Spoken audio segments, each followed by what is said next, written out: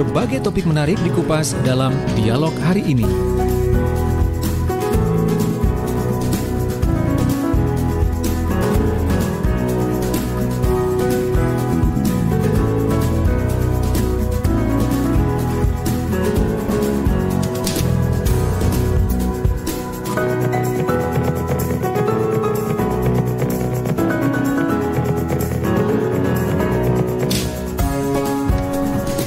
Sahabat Suara Sidoarjo maupun sahabat-sahabat saya yang ada di RGR Tulungagung, Praja Angkasa Trenggalek, Hersal Nganjuk dan Mahardika Bondowoso, berkendara ini bukan hanya soal gas, rem, belok ataupun berhenti ya, tapi juga soal menjaga sikap dan perilaku diri. Nah, kali ini nanti kita akan membahasnya secara lengkap bersama dengan narasumber kita yang sudah tersambung via Zoom. Saya senang ya kalau mandu program Safety on the Road setiap Selasa pagi itu saya selalu akan dibuka dengan update informasi cuaca di Kabupaten Gresik. Iya, di kabupaten atau di kota Gresik ya. Saya yang jelas di Gresik gitu ya. Langsung kita sapa pagi ini narasumber kita adalah Coach Muhammad Arsyad dari Sigma Safety Drive and Ride. Assalamualaikum Coach Arsyad. Waduh, ini mute-nya masih belum dibuka ini kayaknya. Belum dilepas sih mute ya. Iya. Nah, belum Coach. Bentar ya. Sebentar. Ini kayaknya kabelnya berarti. Ya, pagi ini jadi kalau mau nggak celaka berkendara beretika yuk, jangan sampai berkendara tanpa etika yang ujungnya bisa celaka. Seperti apa sih? Yuk nanti kita coba untuk kupas bareng bersama Coach Arsyad ya. Jadi bukan hanya buah aja yang dikupas ya, ternyata ada hal-hal yang perlu dibahas bersama, dikupas gitu kulit ya satu-satu biar kita paham oh isinya begini gitu ya. Untuk pagi ini di program Safety on the Road nanti kita akan ada waktu sekitar kurang lebih 1 jam ke depan ya. Jadi silakan yang ingin ikutan sharing nanti bisa manfaatkan line telepon Suara Sidoarjo di 0318861514 atau bisa WA di 082132640109. Yang sedang nonton juga di YouTube Live Suara Sidoarjo, silakan bisa tinggalkan sharingnya, pertanyaan-pertanyaannya di kolom chat ya, atau yang sedang menyimak juga atau mendengarkan dan nonton juga di Facebook Suara Sidoarjo. Ada inbox atau bisa komentar langsung aja di kolom komentar di siaran langsung kita di Facebook ya. Nah, yang mendengarkan lewat radio masing-masing silahkan nanti bisa gabung juga lewat radionya. Nanti akan dibantu oleh tim yang bertugas di masing-masing radio untuk nanti bisa disampaikan ke Suara Sidoarjo bersama saya pagi ini. Nah, saya ingin sapa dulu kembali, gimana? Sudah? Coach? Assalamualaikum. Saya tahu nih, saya lihat dari layar televisi di sini sudah dijawab sebetulnya. Waalaikumsalam warahmatullahi wabarakatuh. Cuman saya herannya kenapa suaranya tidak muncul gitu ya. Sebentar ya Coach. Baik, sambil menunggu sambungan kita bersama Coach Arsyad, boleh saya jeda dulu sebentar aja ya untuk beberapa informasi yang lewat.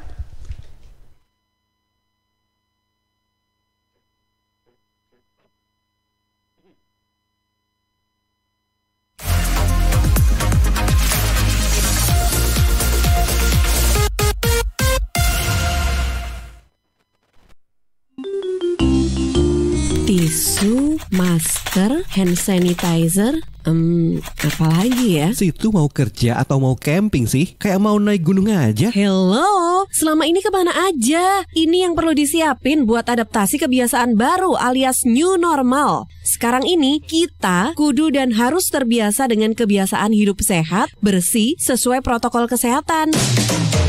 Saat ini kita dalam perubahan pola hidup dalam situasi pandemi COVID-19. Jadi kita perlu melaksanakan adaptasi kebiasaan baru atau protokol kesehatan dalam kegiatan sehari-hari. Jangan lupa pakai masker, tetap jaga jarak, sering cuci tangan pakai sabun dengan air mengalir. Sediakan hand sanitizer kemana-mana. Kalau flu, di rumah saja. Nggak perlu bersalaman, say hello saja. Kalau nyampe di rumah, langsung mandi. Gunakan uang elektronik. Kalau naik kendaraan umum, jaga jarak. Balita atau lansia, di rumah saja. Ayo menuju new normal dengan melaksanakan protokol kesehatan dan menerapkan adaptasi kebiasaan baru. Hei, udah jam berapa nih? Kebiasaan telat juga masuk new normal ya? Ada yang kurang satu, uang sakunya belum. Iklan layanan masyarakat ini persembahan Dinas Kesehatan Kabupaten Sidoarjo.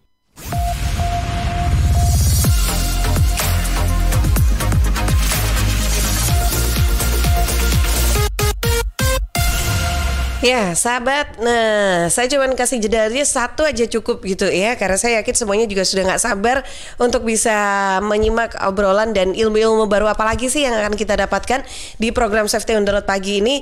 Kembali saya ingin sapa dulu ada Coach Muhammad Arsyad dari Coach Sigma Safety Drive and Ride. Assalamualaikum Coach. Waalaikumsalam. Nah, dengar dong ternyata Coach ya. Ternyata kabelnya itu hanya perlu digoyang sedikit gitu loh ya. Iya.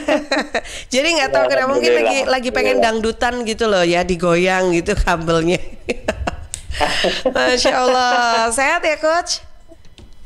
Alhamdulillah Mbak, cuaca cerah hari ini Mbak. Loh tuh kan, cerah. saya selalu seneng kalau pagi itu selalu dapat update informasi cuaca dari tetangga sebelah di Gresik. Karena saya selalu bandingkan dengan di Sidoarjo. Oh sama, nggak sama. Pagi ini cerah di Gresik, ternyata di Sidoarjo itu mendung pagi ini Coach. Oh gitu, tapi mataharinya masih ada Mbak, nggak hujan kan? Potensi nggak hujannya sih masih lebih besar sekarang Coach. Kan Imlek udah lewat Coach. Katanya yang bikin gericik hujan itu karena selalu mengiringi Imlek gitu loh. Katanya gitu. Tapi keberkahan kan Imlek gitu. Gimana Coach? Kata BMKG kan masih puncaknya musim hujan kan? Iya sih, masih musim hujan. Jadi potensi hujan juga masih ada lah. Cuman tidak sederas atau sebanyak sebelum-sebelumnya gitu ya Coach. Iya deh. Oke, Coach, alhamdulillah yang penting semuanya selalu sehat. Pagi ini kita mau sharing bareng gitu ya Coach. Betul. Jadi kita pagi ini, kalau kemarin kita bahas etika kan gitu kan Mbak. Yeah. Etika dan aturan, ya kan sudah kita bahas. Nah, apakah di jalan semuanya mengikuti kan gitu kan? Apakah mengikuti? Enggak. Saya jawab aja, tidak semuanya mengikuti. Ada beberapa orang yang nanti kita omongin satu-satu lah. Kita klasifikasikan. Saya lebih suka klasifikasikan sebagai orang-orang yang mereka lebih suka untuk tidak mengikuti aturan. Lebih suka untuk melanggar aturan. Mereka lebih suka untuk melanggar etika itu. Nah, nanti coba kita lihat. Dan yang penting kalau ketemu orang seperti ini, itu adalah agar kita selamat saat di jalan. Apa yang harus kita lakukan? Nah, itu yang penting. Jadi kita harus mengetahui dulu mereka itu siapa kan gitu kan. Yang mereka lakukan apa, keinginannya apa. Lah, agar kita terhindar, kita harus tahu caranya seperti apa kita untuk menghindar itu agar tidak terjadi kecelakaan. Karena kita tahu bahwa di jalan itu istilahnya 1000 orang yang lewat, lebih mungkin mereka juga punya 1000 kepentingan. Dan yang penting ini yang paling bahaya adalah mereka punya 1000 tingkat skill di jalan. Mereka juga punya 1000 attitude di jalan. Jadi kita nggak bisa nyamakan kan gitu kan. Jadi kita nggak bisa ngomong iklat jalanku lain. Kecuali kalau kita bikin jalan sendiri, dikasih pagar, kita lewatin sendiri, ya itu nggak apa-apa. Kayak kereta api itu enak itu, dia punya jalan sendiri gitu loh. Jadi nggak ada yang punya etika yang lain di jalan, nggak ada. Kalau di kereta api itu ya udah dia jalan-jalan sendiri. Tapi kan di jalan kita, jalan umum nggak seperti itu. Makanya kita harus paham dulu bagaimana sih pengguna jalan raya itu seperti apa ininya, apa istilahnya kriteria, bukan kriteria seperti apa aja sifat-sifatnya saat di jalan itu yang harus kita pahami dulu Mbak Tika. Nah ini dia, penasaran Coach. Jadi apa saja nih yang masuk kriterianya? Jadi sudah penasaran banget ini Coach. Boleh kita kupas langsung satu-satu Coach nih. Kalau setiap ini mesti beda-beda Setiap orang, setiap mesti beda-beda, mengklasifikasikannya beda-beda. Cuman kalau saya lebih senang saya klasifikasikan ke empat klasifikasi saja. Jadi orang-orang yang di jalan itu ada, kalau menurut saya, selain tipe yang sudah apa istilahnya, sudah beretika, ya kan, sudah mengikuti aturan, sudah defensive safety drivingnya sudah bagus. Selain itu, orang-orang yang banyak melakukan pelanggaran itu, kalau saya bagi menjadi 4, Mbak. Ya kan, saya 4. Yang nomor 1 adalah overacting. Nah, nanti kita bahas overacting itu apa. Ya kan? Terus yang kedua adalah overconfident. Nah, ya kan? Nah, yang ini yang berikutnya adalah undercover. Undercover itu kayak penyamaran aja ya. Kayak agen rahasia. Nanti kita lihat apa sih yang disebutkan dengan undercover itu. Dan yang terakhir ini yang sering saya sebut ini, antisosial. Nah, ada loh antisosial itu. Ternyata bukan hanya dalam bertetangga ya antisosial itu ya. Di jalan pun juga ada istilah antisosial. Oh, kalau di jalan lebih kelihatan gitu kalau antisosial. Kalau di tetangga kelihatannya baik, begitu di jalan dia berubah. Nah, kita kan nggak tahu juga. Iya. Ya kan. Nah, nanti kita akan satu-satu kita bahas dulu. Kita lihat dulu siapa sih mereka itu dulu. Siapa sih mereka? Dan kemudian setelah kita tahu siapa mereka, bagaimana kita menghindar agar tidak terjadi kecelakaan saat di jalan. Nah, itu yang penting itu, Mbak. Kalau masalah apa istilahnya pengguna jalan ini. Gitu Mbak Tika. Oke, baik. Ya, sebelum kita lanjutkan, saya ingin sapa dulu Coach. Ternyata sudah banyak yang bergabung juga di Facebook Suara Sidoarjo pagi ini. Halo Mbak Yulia, Mbak Ani Suwarni, terima kasih sudah berikan like-nya juga. Ada siapa nih ya? Ibu Winarti Eca, selamat pagi, salam sehat. Wah, ini lagi di mana ini? Ibu atau Mbak ini ya? Ya, terima kasih sudah menyapa juga pagi ini. Oke Coach, jadi dari 4 klasifikasi ini, apakah ini semua maksudnya bisa dipastikan orangnya, kita harus lihat dulu orangnya siapa gitu, pelakunya gitu ya Coach ya? Itu semua orang yang berkendara atau ada masing-masing ini beda-beda gitu Coach? Kalau ini beda-beda dan tidak semua pengendara. Saya ngomong tidak semua pengendara. Mungkin juga nggak banyak. Ya kan? Kalau kita persentase gitu ya mungkin sekitar 10-20%, nggak lebih lah. Gitu loh. Tapi ini troublemaker ini Mbak. Ya kan? Walaupun nggak banyak, tapi apa ya istilahnya? Potensi terjadinya kecelakaan tinggi. Maka kita harus hati-hati seperti orang-orang seperti ini. Mungkin nggak banyak, tapi kalau troublemaker itu kan sama aja kan, gitu kan, bisa apa istilahnya, bisa merusak semuanya kan gitu kan, bisa mengacaukan semuanya gitu loh. Nah nanti ini yang bahaya itu. Apakah ini ngumpul di satu orang? Enggak, ya kan? Kadang-kadang ada satu orang itu yang overacting, ada lagi yang dia overconfident, ya kan? Ada lagi yang undercover. Nanti ada beberapa. Kalau overacting sih saya rasa gampang lah, ya. Gampang lah, semua orang juga tahu kalau overacting itu kelihatan gitu. Cuman yang apa istilahnya overconfident, undercover ini kadang-kadang kita nggak menduga gitu loh. Oh, ternyata orang ini seperti ini loh. Nah, itu. Ya, kalau nanti kita akan lihat satu-satu. Kita ngomong ke overacting dulu. Kalau overacting itu gampang sebetulnya. Orang-orang ini sebetulnya butuh perhatian.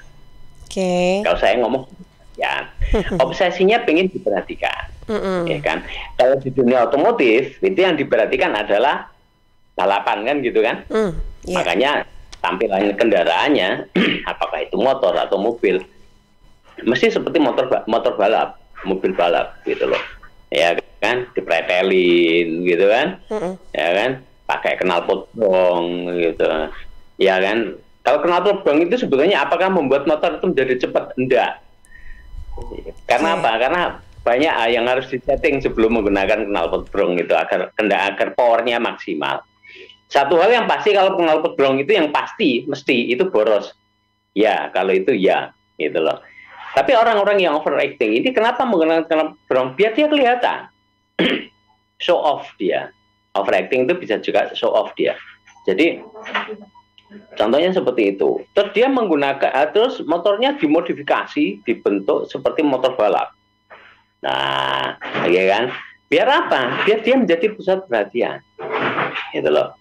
Iya kan? Menjadi pusat perhatian. Di traffic light nggak ada angin, nggak ada apa, nggak ada dianggap sebagai apa istilahnya? Dianggap sebagai garis start. Jadi dia melayar motor.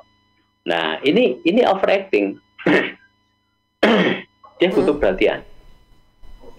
Orang-orang kayak gini, kalau kita ketemu orang-orang kayak gini, ya udah biarin aja, gitu, ya kan? Biarin aja, udah nggak usah dikasih perhatian, udah biarin aja, gitu loh.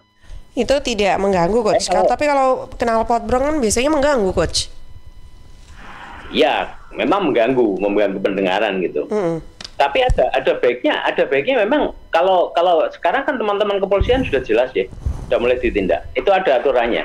Di peraturan pemerintah itu ada aturannya berapa desibel itu ada. Kalau nggak salah sekitar 115 berapa, ya kan? Nah kira-kira segitu itu motor-motor standar itu segitu, apa aturannya segitu, ya kan?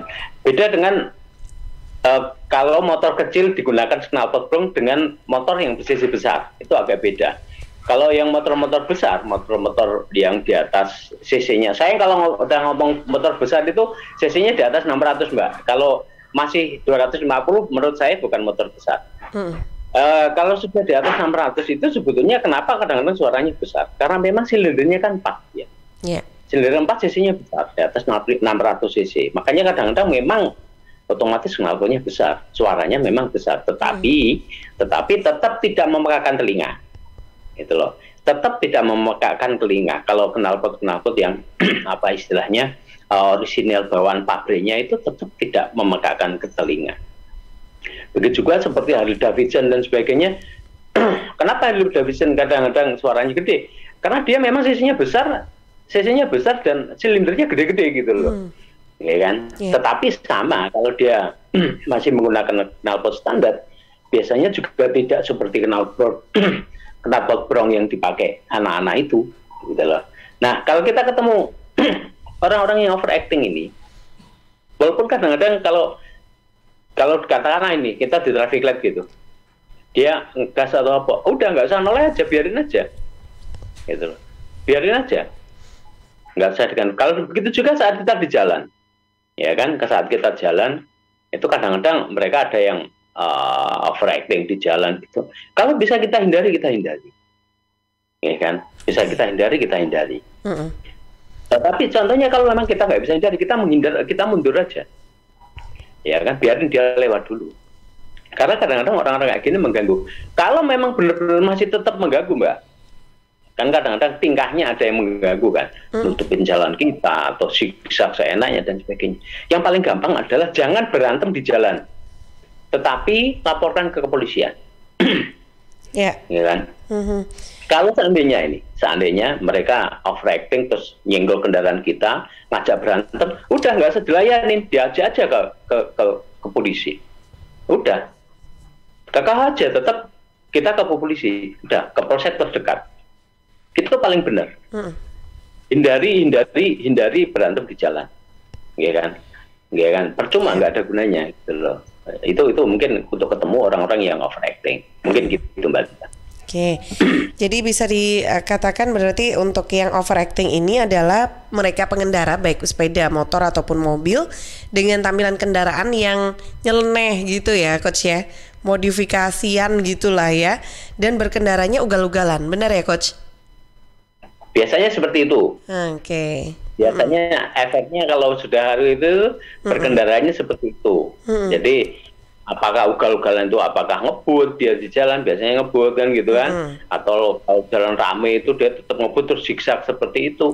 Nah ini yang bahaya. Biasanya orang ini mikirnya adalah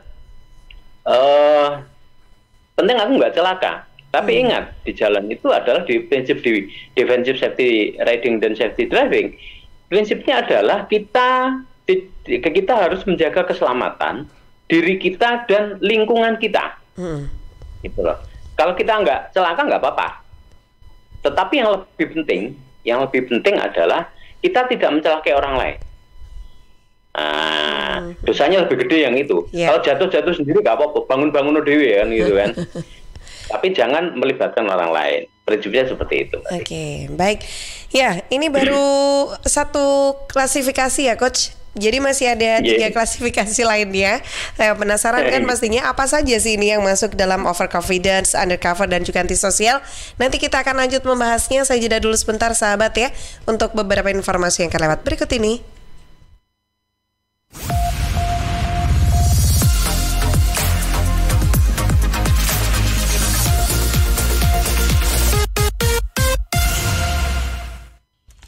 Rokok opo iki lho, kok putihan? Ya rokok kok, ya murah, ya akeh. Rokok ilegal ki. Masa rokok ilegal iki? Yo ki.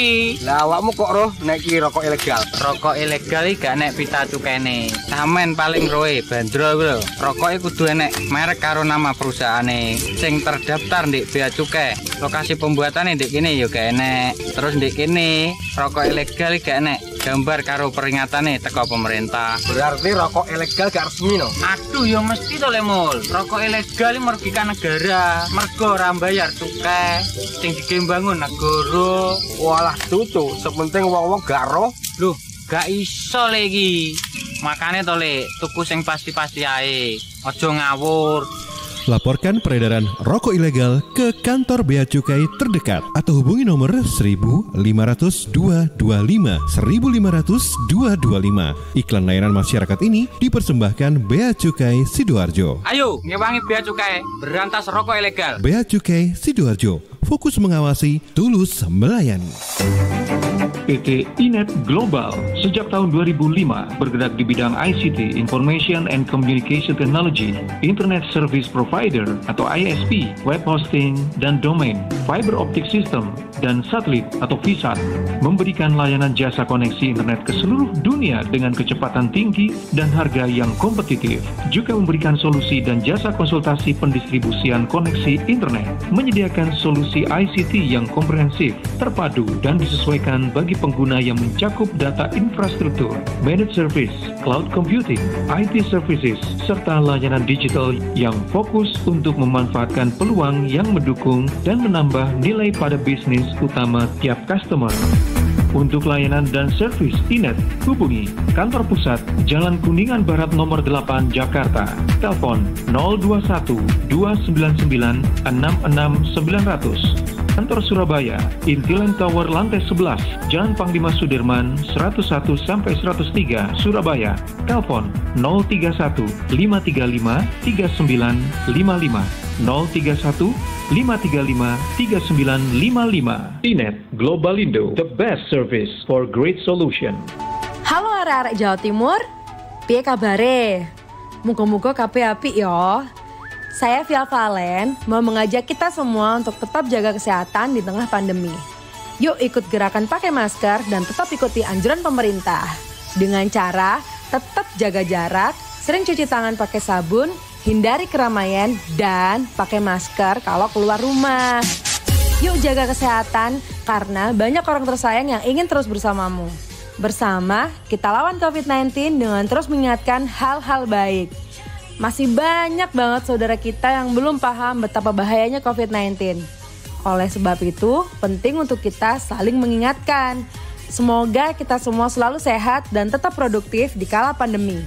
Ingat, ojo lali nggawe masker ya. Solusi terbaik untuk rumah kos di Sidoarjo, Graha Sakinah Syariah. Hunian kos premium dengan harga terjangkau dan terbuka untuk semua kalangan. Harga mulai 1 jutaan per bulan. Lokasi di tengah kota berkonsep syariah, fasilitas lengkap, aman dan nyaman. Parkir luas, dapur bersama, jemuran, akses 24 jam dan dilengkapi dengan jasa laundry. Graha Sakinah Syariah.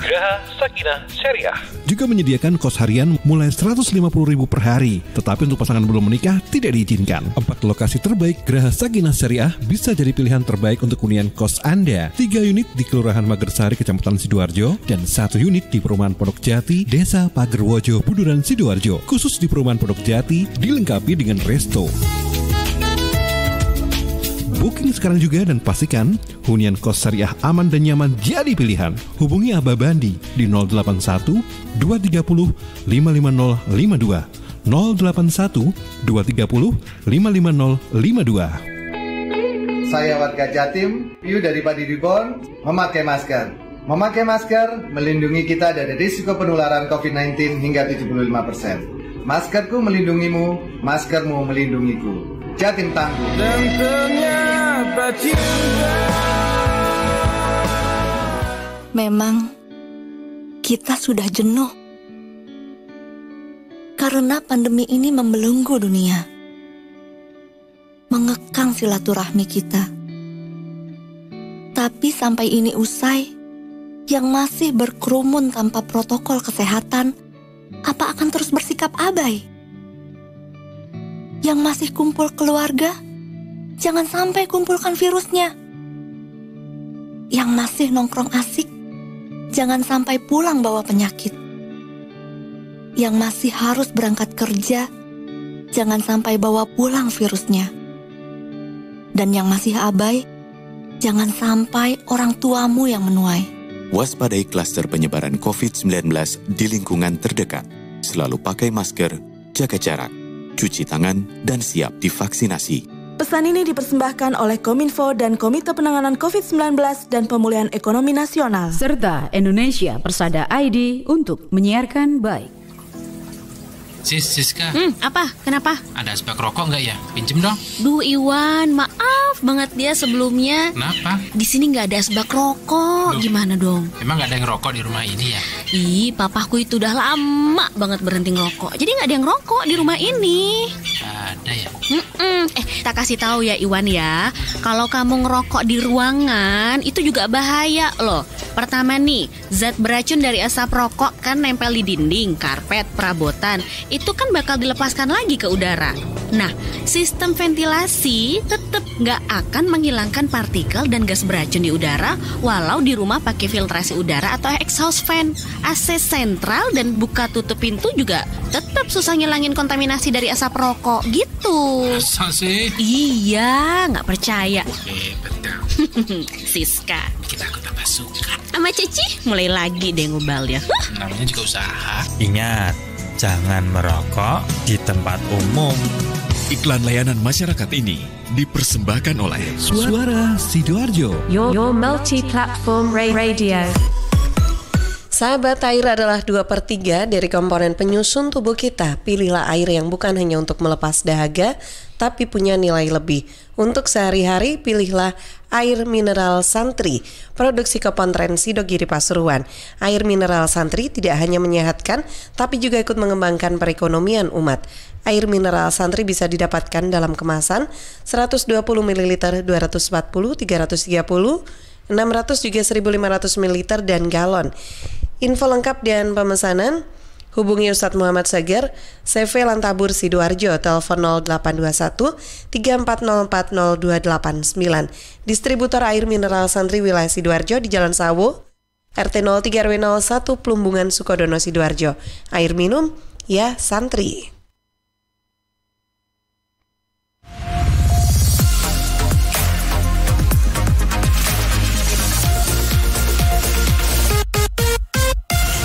Kembali di program Safety on the Road pagi ini kita masih bersama Coach Arsyad.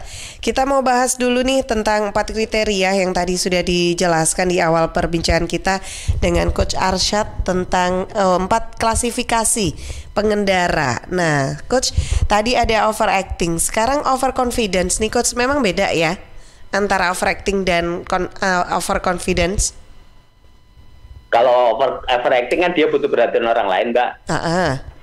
Dia butuh perhatian orang lain kalau overacting itu. Kalau overconfident itu percaya diri. Kalau percaya diri, ya kan? Jadi orang-orang ini menganggap bahwa keselamatan itu wis apa jari Gusti Allah lah gitu.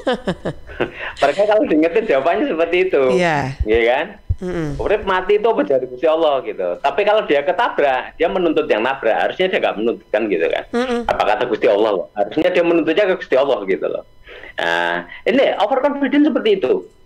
Jadi orang overconfident adalah yang menyepelekan terhadap keselamatan. Kalau saya ngomong seperti itu, overconfident ini yang paling gampang aja. Kalau ini hampir seluruh orang overconfident, itu loh. Kalau saya ngomong seperti itu. Contoh paling gampang, kalau kita di pasar itu pulang dari pasar, ibu-ibu itu kalau pulang pasar di spion kiri kanannya penuh dengan belanjaan, itu overconfident. Oh ya? Kalau diingetin, kalau kita ingetin, mereka ngomong, orang mungkin tiba jatuh apa enggak itu urusan Gusti Allah. Nah, repot kan gitu kan. Ya kan? Oke. Itu seperti itu. Paling gampang aja. Kita mau ke ke warung, ke minimarket dekat dari rumah. Kita nggak menggunakan helm. Cedek aku notok ae kok. Overconfident kan? Iya. Sebenarnya kalau overconfident ini hampir semuanya. Iya. Ya kan? Itu seperti itu. Kita membawa anak kita. Membawa anak kecil itu yang sering kan di depan bapaknya, ya kan, belakang ibunya, anaknya di tengah dipegangin sambil berdiri. Itu saya sering itu. Kalau training itu sering dulu itu gitu. Saya tanya, kenapa kok seperti itu? Jawabannya adalah karena anaknya senangnya seperti itu gitu loh. Tapi ada satu peristiwa, begitu seperti itu, motor jalan nggak terlalu kencang, jalan sekitar 30-40, motornya baru, ya kan? Begitu seperti itu, bapak ibunya sambil goda anaknya, di depan ada kucing lewat. Orang tuanya secara refleks ngerem kan? Ya, karena motor baru remnya kan masih bagus, ya kan? Remnya juga nggak punya teknik ngerem yang benar, direm motor berhenti, bapaknya berhenti, ibunya berhenti, anaknya terbang ke depan. Ya Allah, iya. Ya untungnya karena pelan dan jalan tidak rame, si anak tidak, ya paling jatuh aja, ya luka-luka aja. Tetapi apakah seperti itu dalam tanda kutip? Apakah artinya sayang sama anak?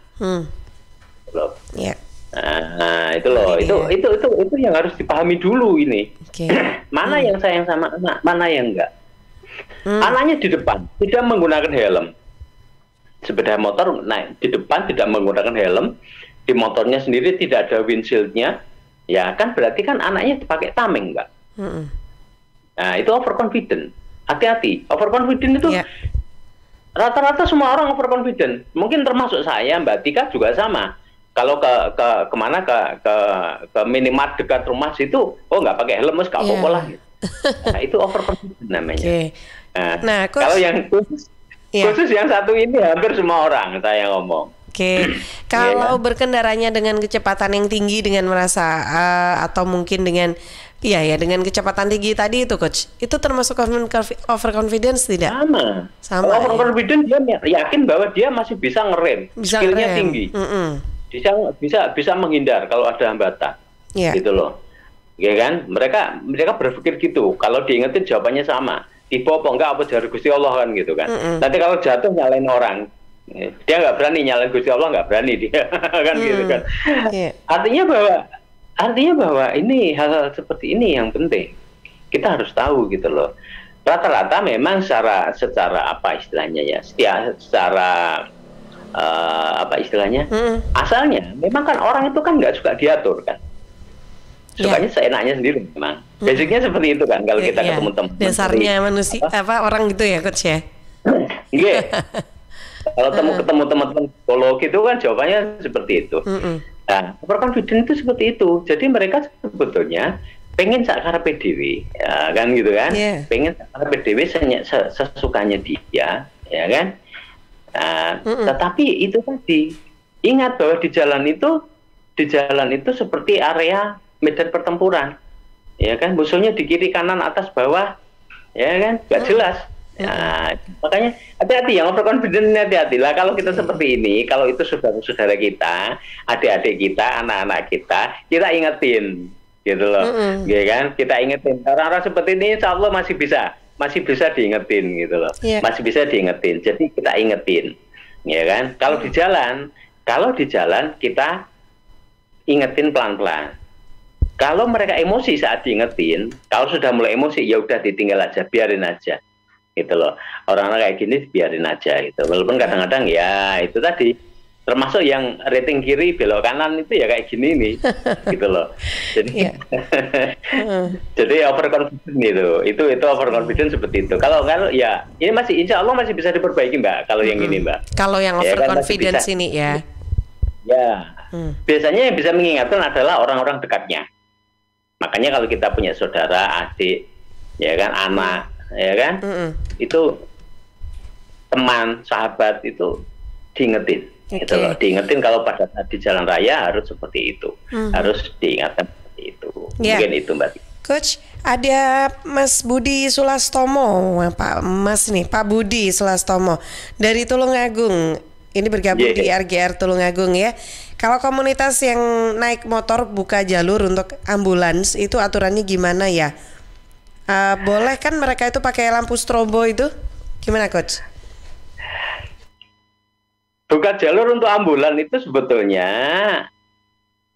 buka jalur untuk ambulans itu hanya adalah ada di kepolisian. Ya kan? Ada di kepolisian. Penggunaan lampu strobo itu ada aturannya di undang-undang. Jadi kalau warna biru itu untuk kepolisian, ya kan, ABRI, TNI itu ke biru. Kalau untuk ambulan itu merah, ya kan. Kalau untuk kendaraan-kendaraan yang butuh perhatian artinya bahwa kendaraan berat, ya kan, kemungkinan kendaraan ini adalah kendaraan patroli, patroli punyanya Dishub, ya kan, itu warnanya oranye. Itu ada aturannya, Mbak. Itu tidak boleh tidak boleh dilanggar karena itu melanggar undang-undang. Bagi yang komunitas yang mengawal ambulan ini, apakah salah mengawal ambulan? Tidak. Saya ngomong tidak salah, tetapi atribut itu yang harus benar dulu. Iya kan? Sebetulnya hukum kita yang sebetulnya masih belum memberi tindakan tegas bagi orang-orang yang tidak memberi jalan terhadap ambulan. Iya kan? Karena kalau ada ambulan itu orang-orang nggak mau minggir. Ya harusnya begini loh kalau ambulan itu. Apakah kita nggak berpikir seandainya yang di dalam ambulan itu keluarga kita atau saudara kita? Terus di depan kita ada orang yang nggak mau berhenti. Kira-kira kita kan marah kan? Ya sama seperti itu. Artinya bahwa kalau ada ambulan itu seperti apapun, kondisinya apapun, kita langsung minggir. Karena ambulan itu aturannya kalau dia tidak dalam keadaan emergency, dia tidak akan menyalakan lampu. Gitu loh. Tidak akan menyalakan lampu kalau ambulan itu. Beda dengan PMK. Kalau PMK itu memang dia berangkat dan pulang harus menyalakan lampu biar dia cepat sampai ke lokasi. Gitu. Biar dia kalau pulang ya biar dia cepat standby. Kalau ambulan tidak. Jadi ambulan itu seperti itu. Jadi kita harus ingat seperti itu. Jadi kalau yang mengawal ini, ya udah ngawal aja. Tetapi tidak usah menggunakan atribut seperti itu karena itu melanggar aturan. Pertama itu, dan kedua jangan overacting, ya kan? Jangan overacting, itu loh. Itu aja yang penting seperti itu. Kalau masalah mengawal ambulan ini, itu bagus. Saya ngomong bagus kalau yang dilakukan bagus. Tapi tetap kita jangan melanggar aturan dan jangan melanggar etika. Itu aja Mbak. Intinya istilahnya dari saya. Oke, baik Coach. Ini ada yang bergabung juga Pak Muzaki di Sukodono, Sidoarjo juga menyapa pagi ini.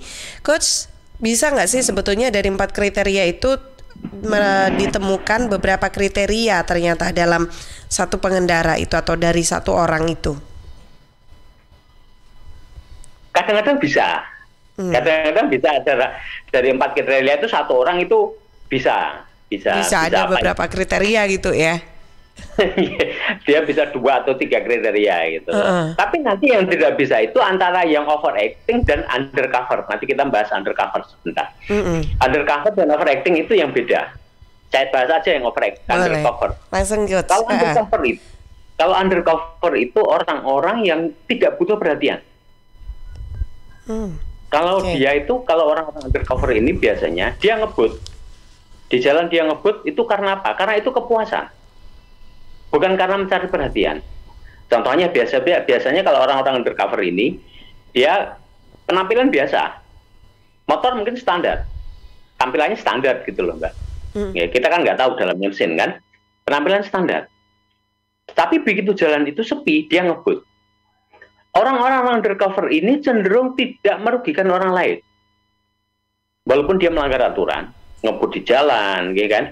Tetapi dia ngebutnya nyari jalan yang kira-kira sepi. Karena bagi dia ngebut ini adalah kepuasan diri aja, gitu loh. Ini lebih gampang ini undercover ini, orang-orang undercover ini, gitu kan? Undercover itu seperti itu. Jadi mereka tidak perlu butuh perhatian. Jadi dia menggunakan motor itu merupakan kepuasan diri aja. Kadang-kadang orang-orang undercover itu kalau touring justru justru tidak bareng-bareng nutup jalan, tidak seperti itu dia menikmati gitu loh. Dan undercover ini tidak selalu melanggar aturan, cuman kadang-kadang aja dia kadang-kadang periodically kalau memang dia mungkin jalannya sepi, jalannya dia baru katakanlah dalam tanda kutip ngebut gitu loh. Ya kan, saya punya teman cewek itu sukanya ngebut Mbak, orangnya kalem, dia pakai kerudung biasa. Tapi kalau naik motor jalan sepi, kenceng naik itu. Tetapi itu tadi beda dengan overacting kan, beda dengan overconfident. Loh dia komplit, helm, jaket, sarung tangan semuanya komplit. Jadi dia ngebut atau apa itu cuma kepuasan, itu yang undercover. Jadi yang undercover sama overacting itu nggak mungkin bisa disamakan Pak Muzaki, ya kan? Itu karena beda, intinya beda bertolak belakang. Beda prinsip mungkin berarti itu. Ya. Jadi ngebut kalau memang dilihat rasanya jalanan aman, ya agak kenceng dikit gitu ya. Biar cepet sampai. Tapi kalau pas lagi nggak di tol gitu rame, nah itu dia. Iya, ini kalau pas rame ya nggak ngebut gitu ya Coach ya. Kondisional lah ya, undercover ya. Oke. Dia katakanlah di tol gitu ya, di tol dia ngebut, kondisi tol sepi dia ngebut. Ya itu kadang-kadang beberapa orang undercover seperti itu. Bahkan kalau jalannya ramai ya dia biasa ya jalan pelan aja gitu. Nggak ketahuan, dan mereka juga tidak overconfident. Bahkan kadang-kadang orang-orang seperti ini tidak ingin dikenal. Nah ini loh, jadi mereka tidak ingin dikenal. Ya mungkin itu yang undercover. Baik, nah yang terakhir Coach, ini ada antisosial. Antisosial ini yang seperti apa nih Coach? Nah, antisosial ini, saya itu kalau Buyon sukanya ngomong mereka ini orang-orang yang bijaksana Mbak. Lalu di tengah-tengah, nggak di pinggir, nggak di kiri, nggak di kanan, tapi di tengah-tengah. Jadi kalau di jalan itu mereka nggak mau minggir, kan? Nggak mau minggir. Kalau dia diingetin, jawabannya adalah ini jalannya mbahmu kan gitu. Tapi bisa nggak sih Coach, antisosial ini tanpa disengaja gitu, tapi maksudnya nggak merasa gitu Coach? Lah ya ini yang kadang-kadang mereka kita agak susah. Kadang-kadang mereka ngomong pada saat suatu saat mengalami accident, ya kan, accident, mungkin dia keserempet atau apa. Dia ngomong, loh aku udah hati-hati kok di jalan. Ya kan? Saya sudah pelan kok di jalan. Sekarang bayangin, kalau orang ini pelan, ya kan? Pelan, di tengah, di Jalan Ahmad Yani Surabaya. Pada saat pagi. Nah, kira-kira kayak apa Mbak? Ya itu. Iya siap banyak yang ngebel, ayo mintin, harus minggir gitu kan. Atau kalau di Nganjuk itu di jalan rayanya itu, kan, jalan antar provinsinya itu, ada orang tidak mau minggir di tengah jalan. Nah, jalan provinsi lebih bahaya lagi nih. Nggak nunggu ngebel beberapa kali. Ya kalau yang di belakang ngeburu lewat ya lewat. Nah, nanti kalau kesenggol gimana? Ya, kalau yang di belakangnya sumber kentono ya lewat Mbak orang. Oh iya lewat. Lewat sak KB itu Coach. Enggak, jadi artinya orang-orang seperti ini, ya kan, orang-orang antisosial seperti itu. Mereka jalan, katakanlah di jalan antara Tulungagung Trenggalek itu, ya kan? Mereka di tengah, gak mau minggir. Ya jadi masalah gitu loh. Ya, ini beberapa orang-orang yang antisosial. Antisosial itu artinya bahwa orang-orang yang hanya memikirkan dirinya sendiri. Mereka tidak mau memikirkan orang lain. Gitu loh. Apakah dia merugikan orang lain apa tidak, ya kan?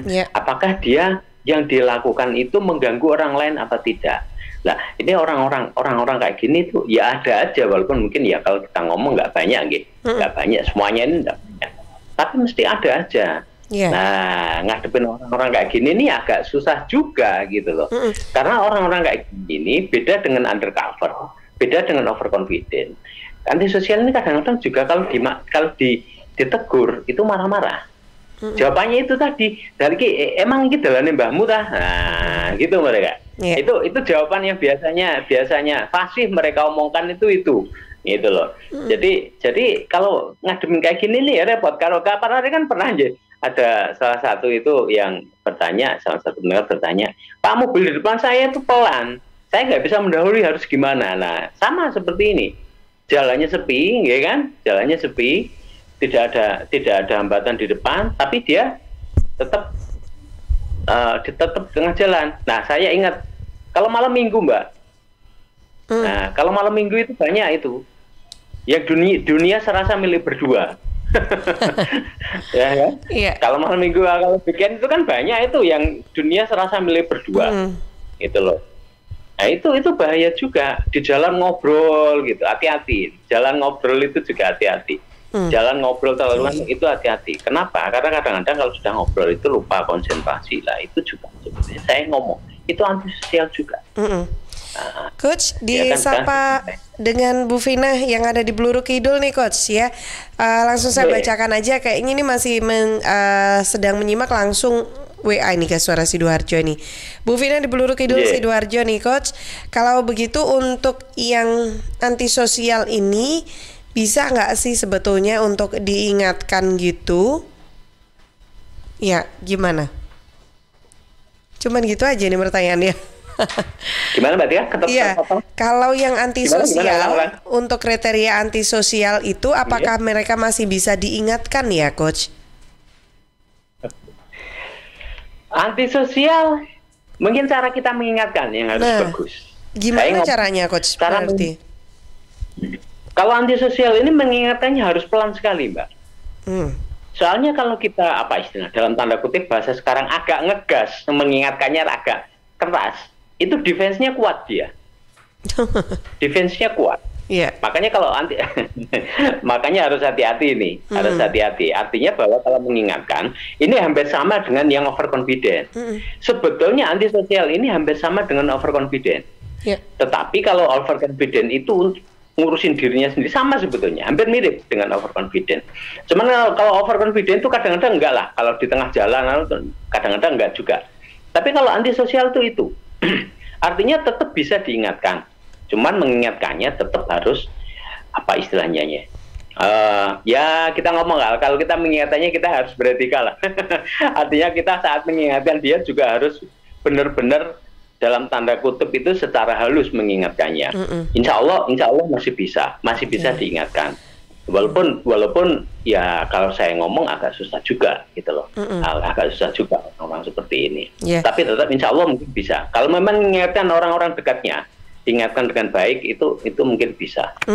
Insya Allah tetap bisa Mbak Tika. Atau kalau kayak contoh yang tadi disebutkan berkendara itu di tengah tapi sudah merasa berkendara dengan aman, merasa saya lo nggak di tengah, saya di pinggir. Coba deh di video dari belakang gitu loh ya. Jadi nanti videonya bisa diputar lagi loh, lihat nih posisinya di mana nih, tengah apa di pinggir gitu. Oke, baik Coach, ini sedikit ditambahkan sebelum saya ke closing remark ya dari Coach Arsyad. Ada Mas Budi Sulastomo ini kembali lagi nih menanyakan, jadi klub-klub motor yang touring beriringan panjang itu masuk antisosial tah Coach? Kelompok touring itu sebetulnya bukan antisosial kalau menurut saya. Kelompok touring ini sebetulnya kadang-kadang di antara teman-teman yang touring, teman-teman saya nggak ngomong semuanya, saya nggak ngomong semuanya seperti itu, enggak. Di antara orang-orang yang touring ini ada yang overacting. Dia show off tentang ini klubku gitu loh. Ingat bahwa orang-orang itu kadang-kadang orang-orang itu kalau sendirian dia nggak berani Mbak, ya kan? Dia kalau sendirian dia nggak berani. Tetapi kalau temannya banyak, dia berani. Walaupun melanggar aturan berani kan gitu kan? Itu sama kayak supporter sepak bola itu juga sama. Coba kalau sendirian, nggak berani dia, ya kan? Nggak mungkin berani. Tapi begitu bareng-bareng rame, ya kan? Wah, udah mulai muncul ini, arogansinya mulai muncul. Sebetulnya sama. Klub-klub otomotif juga sama seperti ini. Makanya saya ngomong, nanti mungkin suatu saat kita harus ngomong bagaimana sih sebetulnya touring yang benar itu kan gitu kan. Touring yang baik itu seperti apa sebetulnya. Itu mungkin suatu saat kita juga harus omongkan itu. Karena sebetulnya touring ini enggak seperti itu. Touring itu sebetulnya kalau kita mengajarkan touring, kalau saya touring dengan teman-teman itu adalah nikmati perjalanannya. Ya kan? Nikmati pemandangan sekitarnya itu loh. Bukan kita fokus ke tujuan akhirnya. Artinya bahwa touring ini ya kita harus enak, nyaman gitu loh. Nyaman bagi diri kita, nyaman bagi orang lain. Dan touring ini adalah bukan ular. Kenapa saya ngomong bukan ular? Karena ular itu kalau kepalanya masuk kan ekornya juga harus ikut masuk kan. Badannya masuk, ekornya masuk kan, seperti itu kan. Touring itu bukan ular. Artinya kalau memang ada hambatan, ya udah belakang kepotong enggak apa-apa. Tetapi saat touring itu sudah disiapkan. Oh, nanti kita pit stopnya di mana? Ada namanya marshal. Marshal itu gunanya adalah mengawal barisan ini agar barisan ini rapi. Bukan marshal itu membawa lampu terus dia jalannya macet, mentang-mentang minta jalan, itu bukan seperti itu marshal itu. Marshal itu adalah bagaimana dia bertanggung jawab keselamatan terhadap seluruh anggota barisan dari apa istilahnya peserta touringnya itu tugasnya marshal. Bukan arogan di jalan minta jalan. Bukan seperti itu. Tidak seperti itu touring itu. Touring yang benar bukan seperti itu. Nanti deh mungkin kita bahas lebih dalam di sesi yang lain ya Coach ya tentang touring nih. Baik Coach. Ya, tidak terasa kita sudah masuk di sesi akhir perbincangan ini. Silakan closing statementnya Coach dari tema kita pagi ini untuk pembahasannya, silakan. Jadi kita di jalan itu, saat di jalan itu banyak sekali tipe-tipe pengguna jalan, ya kan. Sebetulnya kalau kita ngomong ada lebih banyak dari itu, banyak macam-macam. Karena ada 1.000 orang dengan 1.000 pemikiran, 1.000 kepentingan, semuanya beda-beda. Artinya bahwa kita harus siap menghadapi orang-orang yang seperti ini. Satu-satunya jalan seperti apa? Kalau kita ketemu overacting, ya udah kita menghindar, ya kan. Kita berhenti. Kalau perlu berhenti. Kalau di depan ada rombongan supporter, ya udah kita berhenti dulu aja, ya kan. Cari tempat yang aman, udah kita berhenti. Tempat yang aman contohnya kalau muslim tempat aman, kalau ketemu masjid ke masjid. Kalau nggak gitu kalau minimarket sudah kita parkir aja. Berhenti dulu pokoknya kalau ketemu orang-orang seperti rombongan seperti ini. Kita menghindar. Nah, agar apa? Agar kita selamat. Kita nggak usah mencari masalah di situ. Overconfident kita harus mengingatkan. Dan juga kalau diingatkan nggak bisa, kita juga sama menghindar. Artinya kalau ketemu orang-orang seperti ini, kalau kita bisa menghindari, ya kita hindari, gitu loh. Karena untuk keselamatan diri kita, ya kan. Ingat bahwa prinsip di defensive safety driving adalah kita selamat untuk diri kita dan orang-orang di sekitar kita. Jadi bukan cuma diri kita saja, tetapi juga orang-orang di sekitar kita. Mungkin itu Mbak Tika. Ya, baik. Ya, tidak terasa di sesi akhir kita sudah sampai di penghujung perbincangan kita di program Safety on the Road pagi hari ini. Terima kasih banyak Coach Arsyad apa yang sudah disampaikan. Mudah-mudahan ini juga bisa bermanfaat ya untuk kita semua. Waduh, ada sahabat saya nih, Dewi dan Alan di Bondowoso. Ada pertanyaan yang tadi belum sempat kebaca ya, insya Allah nanti pekan depan deh kita bisa sharing lagi teman-teman karena kita sudah masuk di jam 8 pagi. Nah Coach terima kasih banyak, semoga sehat selalu, ketemu lagi insya Allah pekan depan ya. Assalamualaikum Coach Arsyad. Waalaikumsalam warahmatullahi wabarakatuh.